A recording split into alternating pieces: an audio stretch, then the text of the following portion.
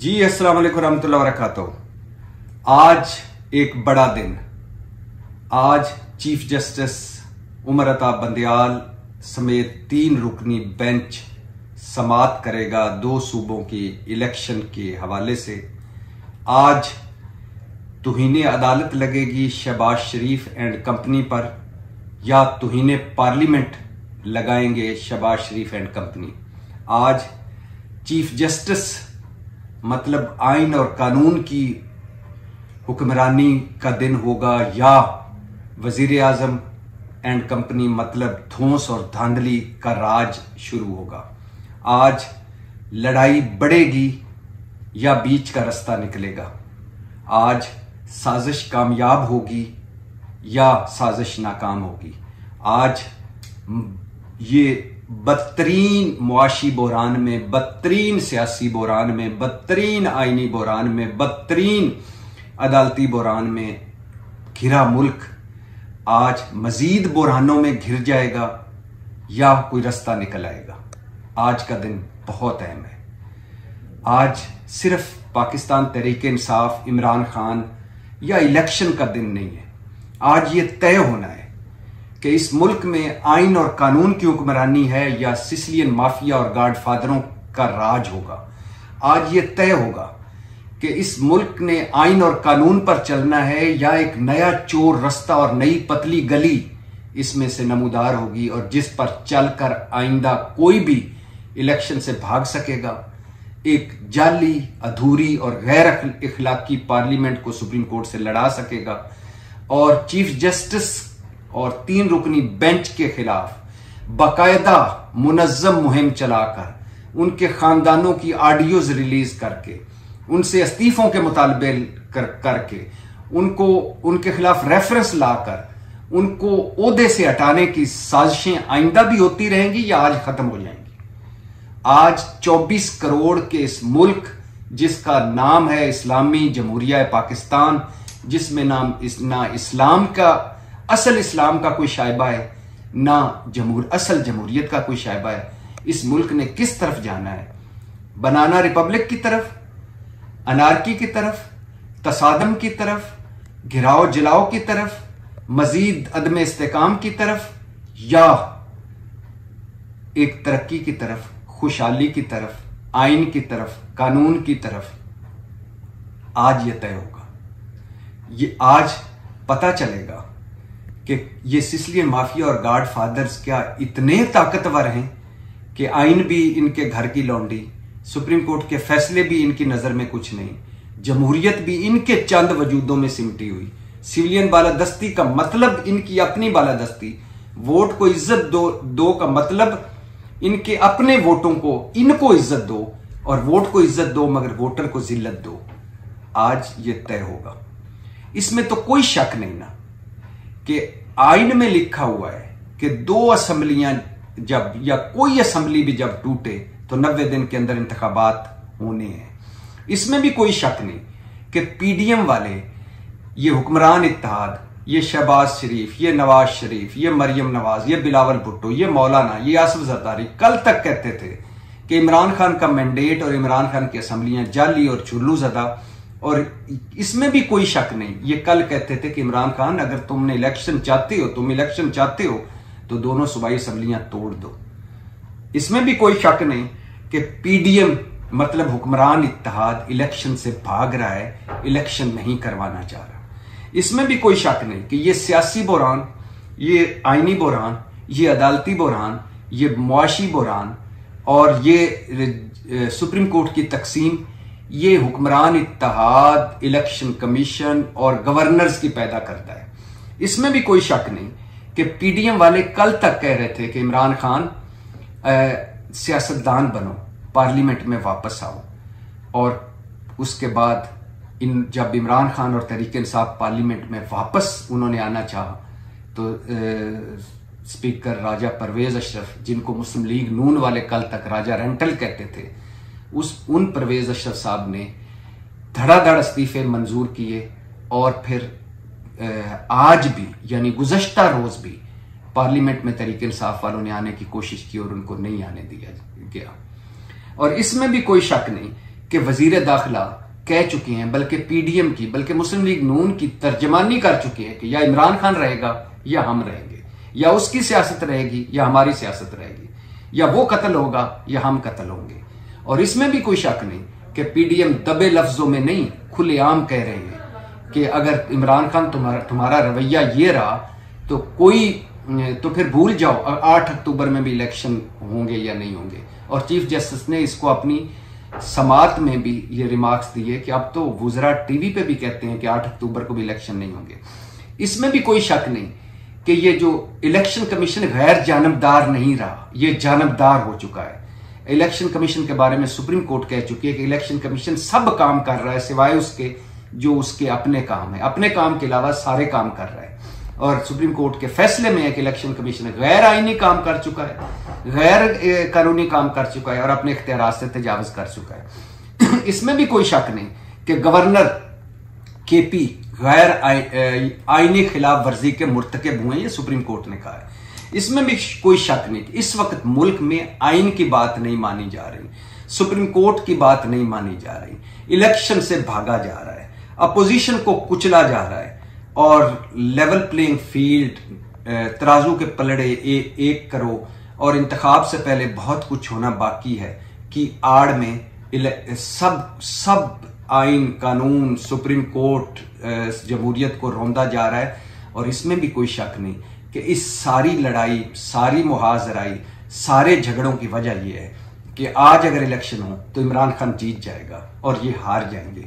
और इस वक्त सबसे बड़ा हुक्मरान इत्तेहाद के लिए प्रायोरिटी ये है, तरजीह ये है कि इमरान खान को इक़्तिदार में नहीं आने देना और नवाज शरीफ को वापस लाना है, उनकी सजाएं ख़त्म करनी है और इमरान खान को का मक्कू ठपना है, जेल भिजवाना है, उन्हें नाहल करना है। और इसमें भी कोई शक नहीं कि ये कैसी पार्लियामेंट है जो कल तक जाली थी पीडीएम की, ये कैसी पार्लियामेंट है जो आइन की नहीं मान रही, ये कैसी पार्लियामेंट है जो सुप्रीम कोर्ट की नहीं मान रही, ये कैसी पार्लियामेंट है जिसमें अपोजिशन नहीं है। मतलब जो पार्लियामेंट आइन की नहीं मान रही, सुप्रीम कोर्ट की नहीं मान रही और अपोजिशन से बात नहीं कर रही, वो पार्लियामेंट कैसी असली हो सकती है, कैसे जमहूरी हो सकती है। गुज़श्ता रोज क्या हुआ, काबीना के 12वां 13वां पिछले 2 हफ्तों में 13वां इजलास हुआ, काबीना का हंगामी इजलास। उसमें सारे फैसलों का इख्तियार शहबाज शरीफ को दिया गया। सुप्रीम कोर्ट का फैसला तस्लीम नहीं करते, अदालत पंचायत बन चुकी है और सुप्रीम कोर्ट ने तौहीन पार्लियामेंट की है और तौहीन पार्लियामेंट का कानून बनाया जाए। ये कल धुआंधार तकरीरें हुई पार्लियामेंट में, उस पार्लियामेंट में जिसको पीडीएम कल तक जाली कहती थी, वो पार्लियामेंट जो अधूरी है, वो पार्लियामेंट जिसमें मुल्क की सबसे बड़ी जमात नहीं है, वो पार्लियामेंट जो इलीट क्लब बन चुकी है, वो पार्लियामेंट जो चंद अफराद के यरगमाली बनी हुई है, वो पार्लियामेंट जो जिसकी आड़ में पीछे छुपकर सुप्रीम कोर्ट पर से लड़ रहे हैं ये पार्लियामेंटेरियन। और इसमें इसहाक डार साहब ने कहा है कि 90 दिन के अंदर इंतखाबात नहीं हुए तो क्या हो गया। इंतखाबात 3 मरतबा डिले हुए और तीनों मरतबा मार्शल लॉ में डिले हुए और ये पार्लियामेंट का मार्शल लॉ है इस मरतबा, जो फौजी मार्शल लॉ से ज्यादा सख्त है, ज्यादा उसमें इंसानी हकूक, आइनी हकूक, कानूनी हकूक को चले जा रहे हैं। ये पीडीएम का मार्शल लॉ है। और आजम नज़ीर तारड़ साहब ने हस्बे मामूल अजीब व गरीब मंतके निकाली और फिर इसहाक डार साहब ने कहा और इस पार्लियामेंट ने कहा कि नहीं देते हम फंड्स। और बिलावल भुट्टो साहब ने तो आगे, बिलावल सोने तकरीरों वाला सिंध का हाल देखें, जानवरों से बदतर जिंदगियां गुजार रहे हैं मेरे भाई बहन, और बिलावल भुट्टो तकरीरें फरमा रहे हैं। और इसमें भी कोई शक नहीं कि इस वक्त कोई रास्ता नहीं, ये बुरहान कब तक रहेगा कोई पता नहीं, इस बुरहान से निकलने का रास्ता कोई पता नहीं, और ये बुरहान कब खत्म होगा कोई पता नहीं, और इस बुरहान का खात्मा किस चीज पर होगा, इमरजेंसी, मार्शल लॉ या पीडीएम के मार्शल लॉ पे, कोई पता नहीं। और एक मुनज़्ज़म मुहिम चलाई जा चुकी है चीफ जस्टिस उमर अता बंदयाल और उनके 3 रुकनी बेंच के खिलाफ। ऑडियोज आ चुकी हैं और उन ऑडियोज में जो खानदान यानी चीफ जस्टिस की मुबैना तौर पर सास तक बात पहुंच चुकी है, जिस मुल्क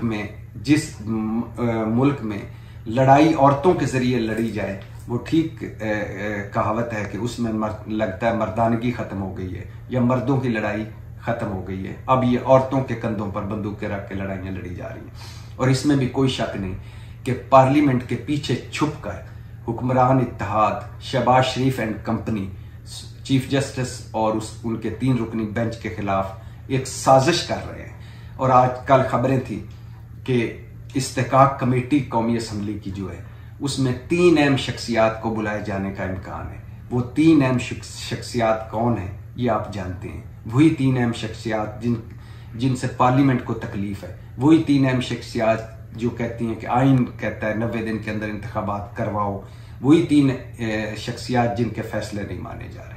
और इसमें भी कोई शक नहीं कि इस्लामाबाद और बल्कि पूरे मुल्क की हवाओं और फिजाओं में ये है कि चीफ जस्टिस को किसी ना किसी तरह निकालने या उनको ओहदे से हटाने की तैयारियां हो रही हैं। और ये क्या ये तैयारियां या ये सिसिलियन माफिया, ये गॉडफादर कामयाब हो जाएंगे?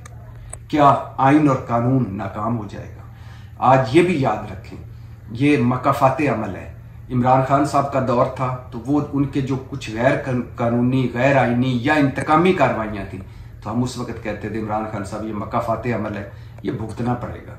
और इमरान खान साहब के वो भी भुगतना पड़ा। और फिर उसके बाद ये जो कल तक कहते थे कि हाय हम लुटे गए, हमारे खिलाफ ये हो रहा है, हमारे खिलाफ ये हुकूमत भी नाअहल है, इंतकामी कार्रवाइयां भी हो रही है, अपोजिशन को भी कुचला जा रहा है। जो कुछ इमरान खान के दौर में हुआ उसको 1000 से नहीं, लाख से नहीं, करोड़ से जरब लगाएं तो वो कुछ 1 साल में हुआ है।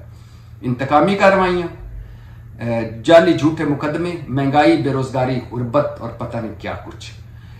तो मुल्क 24 करोड़ का मुल्क महंगाई में है, बेरोजगारी में है, गुर्बत में है, आटे की लाइनों में है, बिजली बिल और गैस बिलों की लाइनों में है, सफेद पोश रुल चुका, तनख्वाहदार रुल चुका, मिडिल क्लास रुल चुकी, तबाही और बर्बादी हो गई। और इलीट क्लास, ये इलीट जिन जत्था जो है वो जाती लड़ाइयां लड़ रहा है और एक आध इदारा जो रह गया उसको तबाह बर्बाद करने पे तुला हुआ है।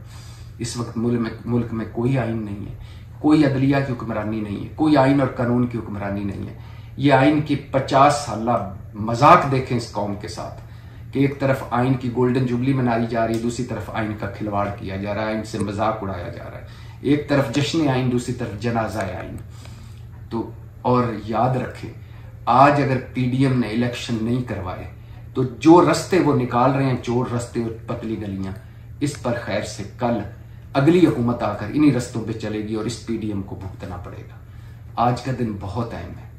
आज आइन कानून की बालादस्ती होगी या सिसिलियन माफिया और गॉडफादरों की। और आज के दिन अगर कोई तौहीन अदालत लगती है शहबाज शरीफ पर या वजीर खजाना पर या वजीर दाखिला पर या वजीर दिफा पर, वो लगती है, बीच का रास्ता निकलता है या चीफ जस्टिस आइन कानून, सुप्रीम कोर्ट, जमहूरियत, सिविलियन बालादस्ती और वोट को इज्जत दो हार जाते हैं और ये सिसिलियन माफिया गॉडफादर जीत जाते हैं। और फिर कौम का क्या रद्द अमल होता है? क्या कौम इसी तरह ये जुल्म बर्दाश्त करती रहेगी? क्या कौम इसी तरह इनके बच्चों की भी गुलामी करेगी? ये तरीके इंसाफ या इमरान खान की बात नहीं है, ये हमारे आइन की बात है, हमारे मुल्क की बात है, 24 करोड़ की बात है, ये हमारे मुस्तकबिल की बात है। तो आज का दिन बहुत अहम है। दुआ कीजिए कि अल्लाह आज के दिन ही हम पर अपना फजल फरमाए और रहम करे। हमारे करतूत तो इस काबिल नहीं है कि कोई अच्छी खबर मिले, लेकिन अल्लाह का फजल हो जाए, रहम हो जाए तो हो सकता है कोई रास्ता निकल आए। अल्लाह मेरे मुल्क की, मेरे पाकिस्तान की हिफाजत करे। पाकिस्तान जिंदाबाद।